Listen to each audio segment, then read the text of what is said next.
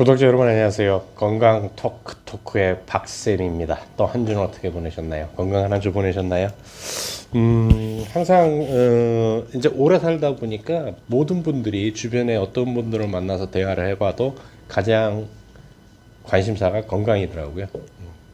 그래서 건강은 참 좋은 젊었을 때 조금 한 살이라도 젊었을 때 관리를 하는 게 맞지 않나 싶은 생각을 해봅니다. 그래서 지난주에 이어서 뭐 책은 다른 건데 약을 하도 의존하는 분들이 주변에 많아가지고 약에 대한 책을 또 한번 골라왔습니다. 약은 우리 몸에 어떤 작용을 하는가라는 책이거든요.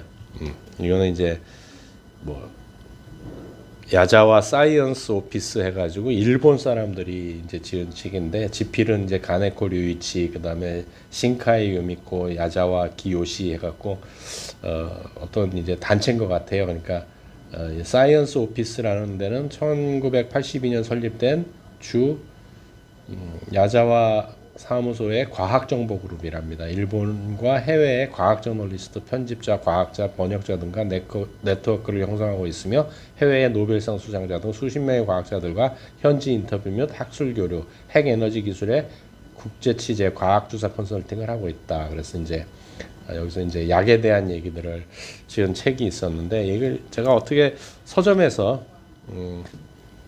구했는데 책 내용이 좋아가지고 사서 열심히 좀 공부했던 책이에요. 공부했던 책이고 이게 아마 이제 또 구독자님들이나 도움이 되실 거라고 생각을 하고요. 이 책이 나온 거는 2008년입니다. 2008년 11월 달에 출판이 됐었는데 아마 제가 이게 2010년 정도에 구입해서 그러니까 꽤 한 10 몇 년 된 책이죠. 읽은 지 꽤 오래된 책인데 어쨌든 간에 좋은 얘기들이 있습니다. 그래서 이제 들어가는 걸 그래서 이제 편집자가 하는 얘기가 뭐냐면 이제 들어가는 글부터 시작이 되는데 약의 성분은 거의 대부분이 화학 물질이며 이들 물질이 몸속에 들어오면 세포의 작용에 병이 치유되도록 돕는다. 그러나 그 작용이 적절하지 않을 경우에는 다양한 부작용을 초래하기도 한다. 이 때문에 많은 사람들이 약에 대한 막연한 불안감을 품고 필요할 때조차도 약의 사용을 꺼려 병의 회복이 더디어지고 심지어 증상을 악화시키는 일까지 발생한다. 그러니까 이분들은 뭐 약을 먹지 말라 이런 뜻이 아닙니다. 그러니까 부작용이나 이런 얘기들을 많이 하는데 그래서 이제 파트 1 그래서 항우울제에 대한 얘기, 근데 파트 2 알츠하이머병 치료제, 파트 3 스테로이드제, 제가 제일 위험한 것 중에 하나로 보는 이제 스테로이드제, 파트 4가 두통약, 파트 5 항생물질, 항생물질도 아주 위험하죠. 파트 6가 당뇨병 치료제. 네, 일곱 번째는 항암제, 그 다음에 여덟 번째는 간질 치료제, 그 다음에 아홉 번째 인플루엔자 치료제, 열 번째는 알레르기 치료제, 그러니까 항히스타민제, 11번째 에이즈 치료제, 12번째 파킨슨병 치료제, 13번째 경구피임약, 14번째 모르핀 해갖고 이게 총 14장으로 구성된 책이에요. 이제 뭐 관심 있는 부분들도 있으실 거고. 요즘 뭐 암 환자들 관심 많으신가요? 아니면 뭐 피 많은 경구 피임약 이거 되게 위험한 물질들이 되게 많거든요. 그래서 이제 첫째가 파트 1 항우울제 그래서 기분을 고양시켜 긍정적인 마음을 낳게 하는 마법의 약 해갖고 물음표를 붙여놓으셨어요. 감정의 기복은 세로토닌 분비량의 차이다 이제 이렇게 얘기합니다. 우울증의 종착역은 자살 기원이며 자살이다. 정신적으로 우울한 상태를 그대로 방치하면 비록 육체적인 병에 걸린 것은 아니지만 마침내 자신의 인생의 종지부를 찍게 된다. 근데 뭐 100% 그런 건 아닌데 뭐 해가 우울증 하면은 결국은 자살까지 가긴 하죠. 지금의 자신을 되돌아보았을 때 요즘 들어 감정의 기복이 없고 기분이 울적하거나 하다거나 마치 검은 커튼이 머리 위에 드리워져 있는 듯 느껴진다면 이는 이미 우울 증상을 나타내고 있다고 볼 수 있다. 이런 증상이 더욱 진전돼 외부 세계에서 일어나는 사건에 관심이 적어지고 다른 사람들이 모두 어리석기만 느껴지며 보고 듣는 것에 어떤 의미나 가치도 없다고 여겨진다면 이미 우울증으로 향하는 열차의 티켓을 손에 넣은 것이나 진배 없다. 참 여기 그래갖고 그 다음 페이지에 보게 되면 이제 우울증 자가 진단 그래갖고 이제 20가지 질문이 있습니다. 하여간 또 또 약을 먹으면 우울증이 생긴다고 해가지고 16페이지에 이제 우울증을 일으키는 약, 그래서 혈압 강화제, 파킨슨병 치료제, 간질 치료제, 호르몬제, 통증 완화제, 면역 조정제, 여드름 치료제 이런 걸 먹으면 우울증을 일으킬 수 있답니다. 이 약들의 부작용 중에 하나겠죠, 우울증이. 좀 슬퍼요. 17페이지에 세로토닌이 부족하면 왜 우울증에 걸릴까? 그래서 세로토닌은 체내에서 합성되지 않는 필수 아미노산 중 하나인 트립토판이 뇌 내에서 대사될 때 생성되는 물질로 기적의 약이라고 부르며 우리들의 몸과 마음에 광범위한 영향을 끼친다. 최근에 와서는 뇌 내 세로토닌 양이 증가하거나 감소하면 식욕이나 수면, 기억, 체온 조절, 기분, 행동, 심장 혈관의 활동, 근육이나 혈관의 수축, 내분비선의 활동 등의 영향을 받고 우울증과도 깊은 연관이 있다는 사실이 밝혀졌다. 세로토닌이 되게 행복 호르몬이라고 하잖아요. 근데 그러면 세로토닌을 가장 많이 만들어내는 것이 우울증과 관련이 있어서 뇌라고 생각하지만 사실은 5% 정도입니다. 나머지 90에서 95%는 장에서 만들어냅니다. 그러니까 위장, 소장, 대장이 건강하지 않으면 우울증도 온다는 얘기예요. 그래서 우리 선조님들은 뭐라 했어요? 뇌청이 거로 장청이 거로 뇌청이라 그랬어요. 그래서 지금은 이제 장을 제2의 뇌라고도 부르죠.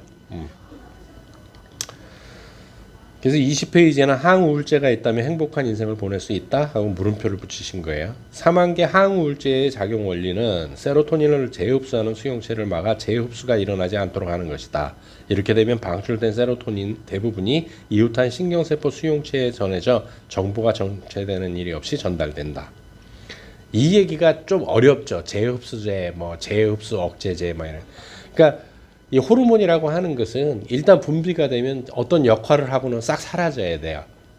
다시 흡수가 돼야 되는데 이게 다시 흡수 안 되게 돼서 혈액 안에 떠다니게 해서 그 기분을 유지시켜 주는 거죠. 그게 재흡수 억제제예요. 항우울제에는 문제점도 있었다. 그래서 복용을 해도 금방 약효가 나타나지 않아 매일 복용한다 해도 2, 3주나 기다려야 하고 세로토닌 이외에 신경전달 물질의 재흡수를 방해하는 경우도 생기는 등 다양한 부작용이 나타난다. 또 다량 복용하면 급성 중독을 일으켜 때로는 환자가 사망하는 경우까지 발생했다라고. 때문에 자살할 목적으로 이 약을 이용하는 경우도 적지 않았다. 이게 이제 참. 그래서 이제 프로작에 대한 얘기가 나오죠. 프로작의 성분은 염산 플루옥세틴이다. 이 물질은 오랫동안 항우울제로 사용되어 온 3한계나 4한계의 약물과는 화학 구조가 달라 세로토닌 또는 노르아드레날린의 재흡수만을 아주 강력하게 저해한다는 사실이 확인되었다. 이 같은 특징 때문에 우울증을 완화시키는 한편 세로토닌이나 노르아드레날린이 원인이 돼 발생하는 것으로 보이는 강박성 장애나 과식증, 패닉장애 등의 증상을 억제하는 효과가 있다고 여겨진다. 근데 프로작에도 부작용은 있다. 두통이나 구역질, 성적 불능, 식욕 부진, 불안감, 불면, 입마름증, 현기증, 설사 등의 증상은 놀랍게도 나타나지 않았지만 문제는 이처럼 흔한 약의 부작용 이외에 애초에 예상치도 못했던 부작용이다. 예를 들어 이 약을 건강한 사람이 복용하면 지금까지 내성적이고 조용한 성격이었던 사람이 부자연스러울 정도로 적극적이고 활발한 표정이나 행동을 보이며 일종의 흥분 상태 또는 조호 상태, 조증 상태를 얘기를 하는 거예요. 그러니까 내가 스스로를 통제할 수 없게 된다는 점이다. 또한 반대로 우울 증상을 억제하지 못해 강한 자살 충동을 일으켜 실제로 자살한 사람이 나타났다는 보고도 있다라는 거죠. 모든 약에는 부작용이 있다고 제가 노상 말씀드렸죠. 그래서 약을 쓰는 이유는 뭐냐면 부작용과 그 효과를 봤을 때 더 컸을 때만 약을 쓰는 겁니다, 사실은. 근데 지금은 너무나 현대인들이 그냥 작은 거에도 약으로 모든 걸 해결하려고 하죠.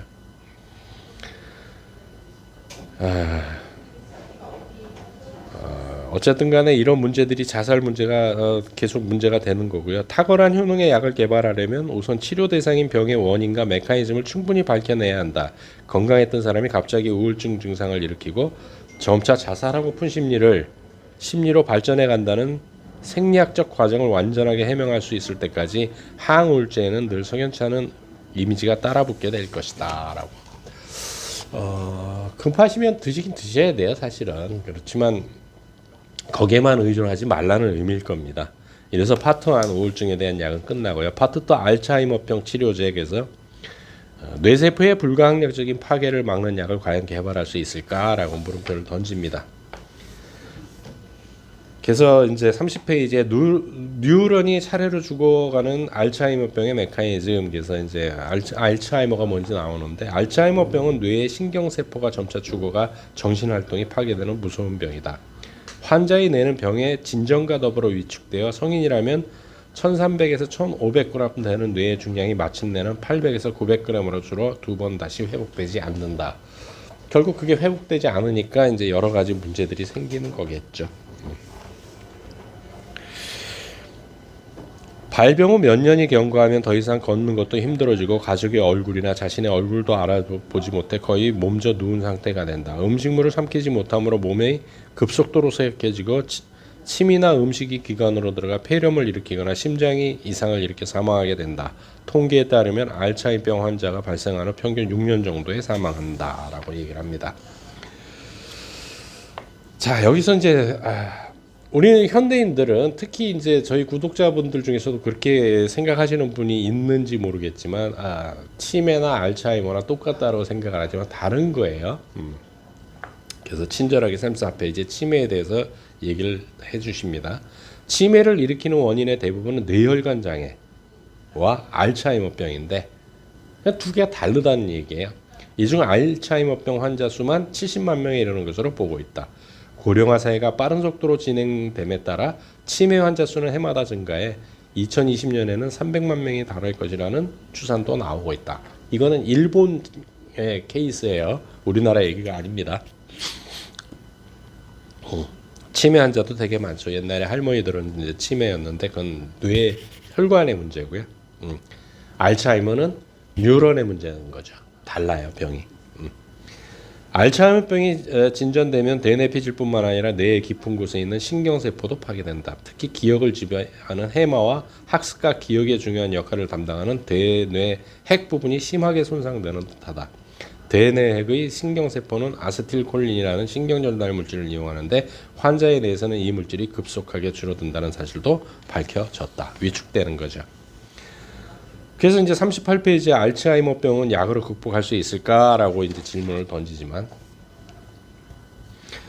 약으로 완화된 것처럼 보여도 이는 외견상으로만 그렇게 보일 뿐이며 병의 진행, 즉 뇌세포가 죽어가는 과정을 늦추거나 멈추게 하는 일은 불가능하다. 약을 사용하든 그렇지 않든 환자의 뇌는 여지없이 죽어간다. 노인반은 베타 아밀로이드라는 단백질로 이루어져 있는데 신경세포의 바깥쪽에 달라붙어 있는 이 단백질은 쉽게 용해되지 않는다. 그러니까 이게 뭐냐면 이 단백질 덩어리가 뉴런을 다 감싸갖고 그 일대를 다 죽여버리는 거거든요.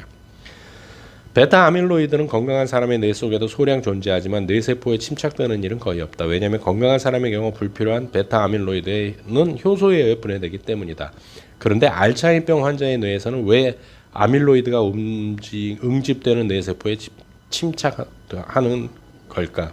그 이유는 아직 완전하게 규명되지 않았지만 적어도 이 물질이 신경세포에 침착하면 신경세포 사이의 결합을 시냅스라고 하죠. 서로 전달을 해주는 의 작용을 방해하고 이에 따라 신경세포가 사멸한다는 사실은 밝혀졌다.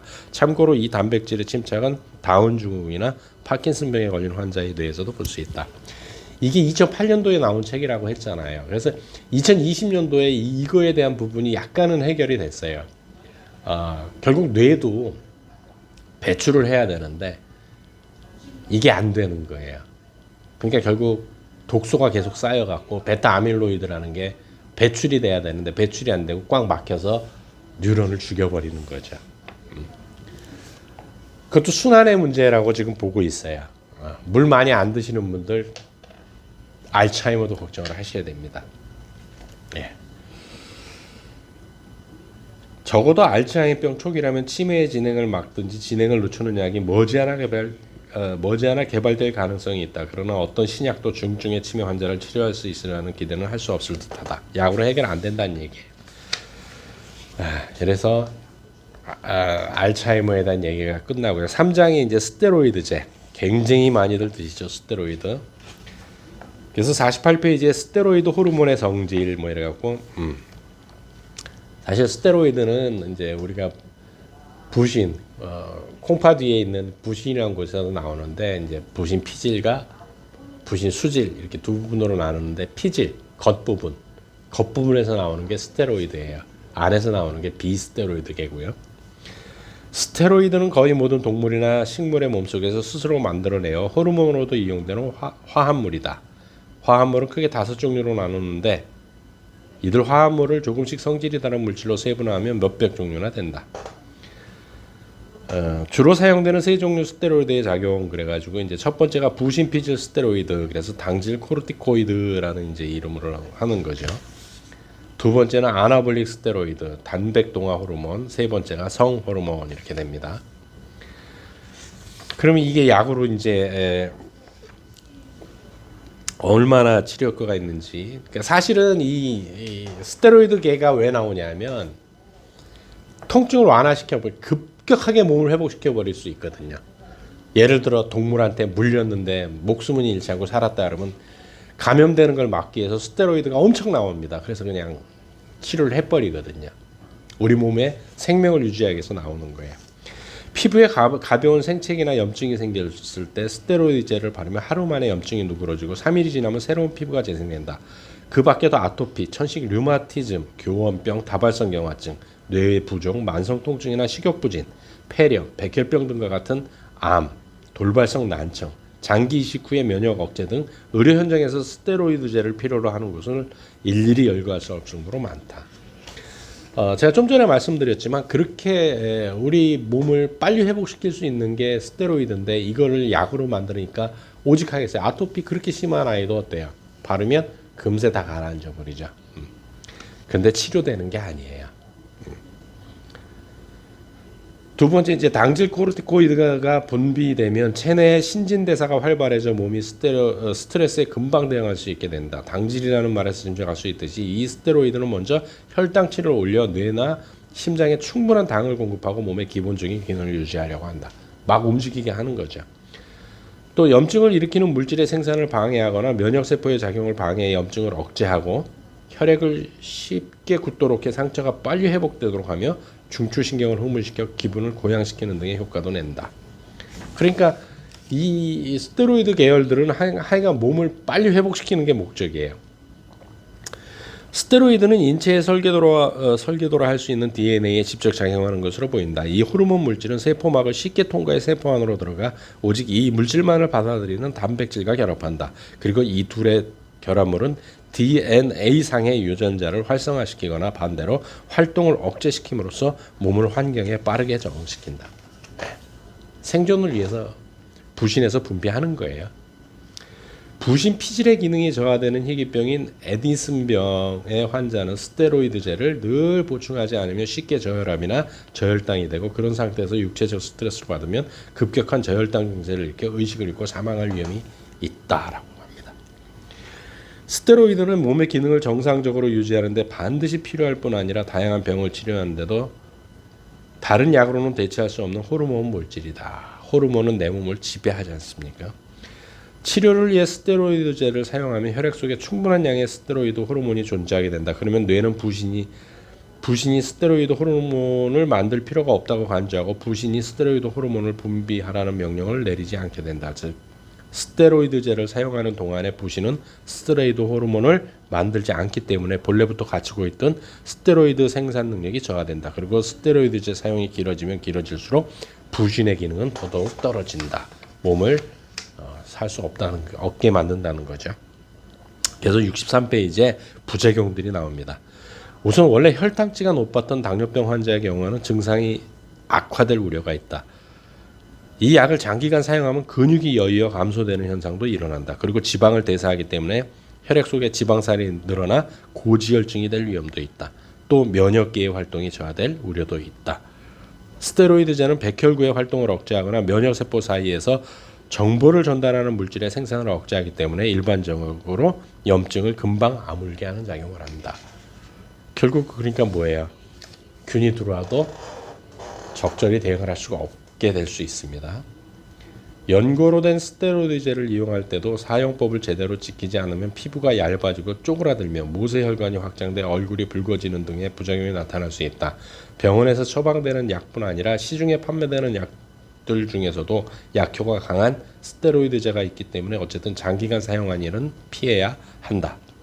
그래서 이제 65페이지 부작용들을 쭉 나열했는데 2, 3개월 이상 장기 사용으로 인한 스테로이드의 부작용. 그래서 첫 번째 체중이 증가하거나 얼굴이 둥그러진다.